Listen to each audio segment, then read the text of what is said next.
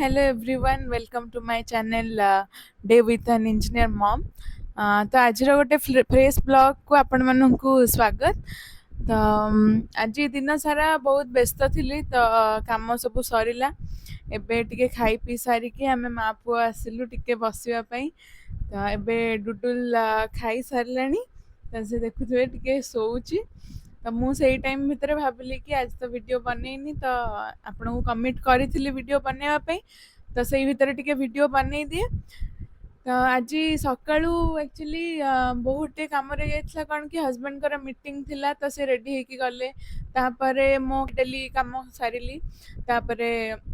Poor गाधुआ पाधुआ तार खाइबा पीबा तेल मालिश सबू सरला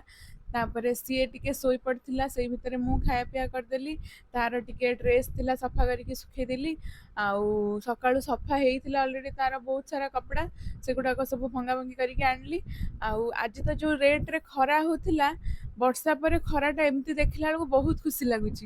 माने इच्छा होची घरे कोठी कण अछि सब नै कि सुखे देबा पई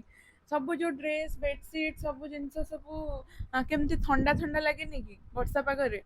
तो से सबू टिके खरा देखला माने इच्छा होची सब नेटे सुखै दियंती आ पुअर तो मेनली जो से लुगारे सोउची जो गदी रे सोउची तार मास्टर पिलो सब को खरा दरकार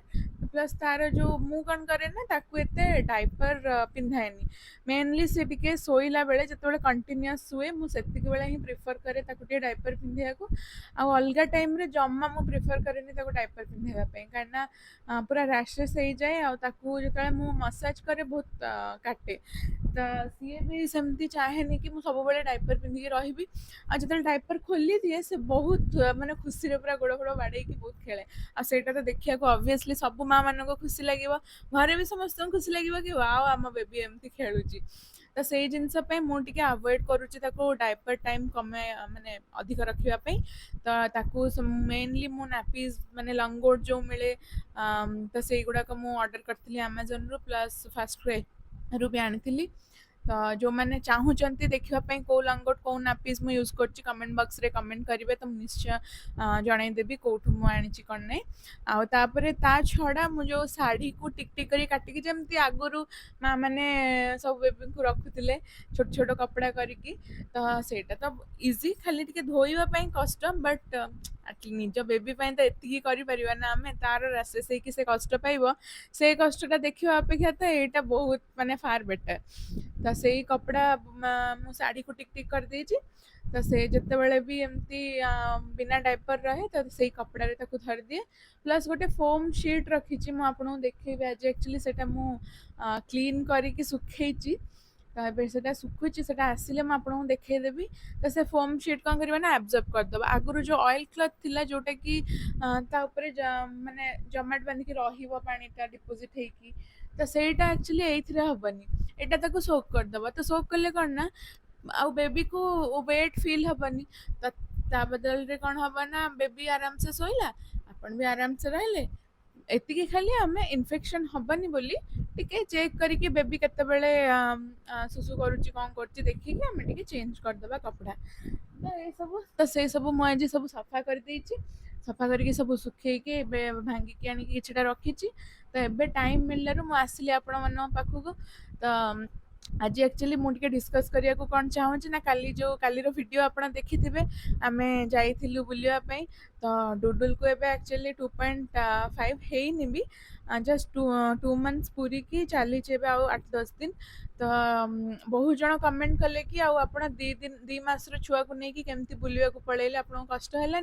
आपड़ केमती कौन ताको नहीं गले कौन नहीं तो कष्ट सेमती किसी ना कहीं एबे से तो एमती सोइब बाकी अनकम्फर्टेबल ताकू भी लगे जेहेतु सी एमती दिन सारा कोल रही टे फ्री हो खेली पानी से दिन सारा खेलनी तो सहीटा गोटे डिमेरिट बाकी आउ सेमती किछि माने सी एमती हैरान करेनि केबे बाहर को गले तो से तार सोइला आराम से जिते फिट करिया कथा टिके उठिला फिट कला तो आम सब जिन रेडी करके नहीं जाते तार डायपर तार वेट वाइप्स तापर तार खाद्य माने से एमती कौन करे ना फीड ही करे ब्रेस्ट फीड ही करे बट बेले बेले कौन हुए ना से ଫର୍ମୁଲା ଫିଟ୍ ବି କରେ ଯେତେବେଳେ ମୁଁ ବାହାରକୁ ଯାଏ କିଛି ଏମିତିରେ। ତ ଆମେ ସବୁ ଜିନିଷ ରେଡ଼ି କରିକି ନେଇଥିଲୁ। ଆଉ ତା ଛଡ଼ା ତାର ଏକ୍ସଟ୍ରା କିଛି ମୁଁ ଡ୍ରେସ୍ ନେଇଥିଲି ପ୍ଲସ୍ ଯିଏ ଚାହୁଁଥିବେ କି ଗ୍ଲୋଭ୍ସ ମାନେ ମିଟେନ୍ସ ଆଉ ସକ୍ସ ବଗେରା ବୁଟିସ୍ ପିନ୍ଧିବା ପାଇଁ, ତାକୁ ଆକ୍ଚୁଆଲି ପେସିଫାୟାର ଜମା ବି ପସନ୍ଦ ନୁହେଁ। ତ ସେ ଏବେ ଜଷ୍ଟ କେମିତି ରଖିଥିଲା 10-15 ମିନିଟ୍, ବହୁତ ବଡ଼ କଥା। ଆଉ ସେ ଏମିତି ଦେଲା ମାନେ ଆପଣ ଦେଖିବେ ଏବେ ଯେମିତି ସେ ଛାଟି ଦେଲା, ସେ ସବୁବେଳେ ସେମିତି ହିଁ ପେସିଫାୟାର ଦେଲେ ଛାଟିଦିଏ, ଜମା ସେ ପେସିଫାୟାର ଫରରେ ନୁହଁ। ବେବି ତ ଏମିତି, ତ ବାକି ସବୁ ଜିନିଷ ଆମେ ଏକ୍ସଟ୍ରା କିଛି ଡ୍ରେସେସ୍, ତାପରେ ତାର ମେଡ଼ିସିନ ଯାହା ବି ତାର ମାନେ ଇମିଡ଼ିଏଟ୍ ଦରକାର, ଡେଲି ମେଡ଼ିସିନ ତ ଆପଣ ଆଗରୁ ଦେଇକି ନେଇପାରିବେ। ମନେକର ଭିଟାମିନ୍ ଡି ହେଲା, ସେଇଟା ମେନଲି କଣ୍ଟିନ୍ୟୁ ହୁଏ ବେବିଜଙ୍କର 1 ଇୟର ଯାଏଁ। ତ ସେଇଟା ମୁଁ ଅଲରେଡ଼ି ଦେଇକି ନେଇଯାଇଥିଲି। ତା ଛଡ଼ା ବେବିଙ୍କର କଲିକ୍ ହୁଏ, ତ କଲିକ୍ ପାଇଁ ମେଡ଼ିସିନ କି ଆଉ କିଛି ଭୋମିଟ୍ ହେଲା କି ନାଜାଲ ଡ୍ରପ୍ ହେଲା, ଏସବୁ ସାଙ୍ଗରେ ନେଇକି ଗଲେ କିଛି ବି ଅସୁବିଧା ହବନି। ବାକି ଟିକେ ବେବିକୁ ରେଷ୍ଟ ପାଇଁ ପ୍ରୋବ୍ଲେମ୍ ହେଇପାରେ, ବଟ୍